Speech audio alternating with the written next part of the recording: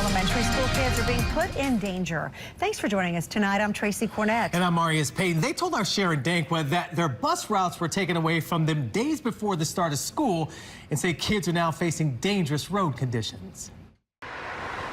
I have to take her myself. I walk her. She can't cross that road right there by herself. This is the route parents say they now have to take from Cedar Springs Circle to Pisgah Elementary School on Hazelwood Road.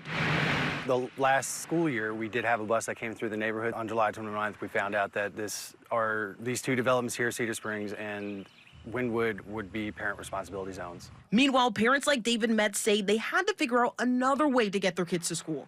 And some parents didn't even see the change in bus zones. Like the first day of school, we had parents right here waiting for a bus because we had no idea that we weren't getting on a bus. There was a lot of shock, a little bit of anger, but mostly shock and confusion, trying to figure out how we're going to solve this. How are we as parents going to be able to get our children safe to the school? Here's a picture of one mother walking her child to school in one hand and pushing a stroller in another. We're talking about 5 to 10-year-olds trying to get to school on a very dangerous path. You see, that mother and daughter walking along the road are inches away from traffic because there isn't a sidewalk. This is where the sidewalk ends, just feet away from the school and 0.2 miles away from the other end of the sidewalk on Cedar Springs Circle.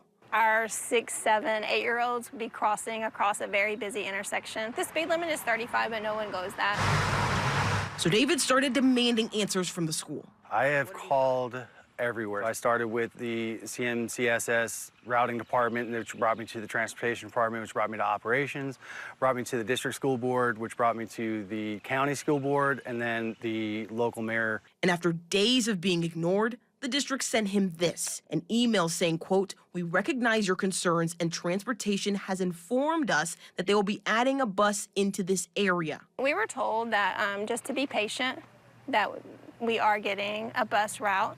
But in the meantime, we still haven't heard anything. I reached out to the district myself for answers, but they could only confirm a bus would be added to the neighborhood without giving details on when or where the bus would stop. Concerned parents are reaching out with legitimate safety concerns. I think there needs to be that communication.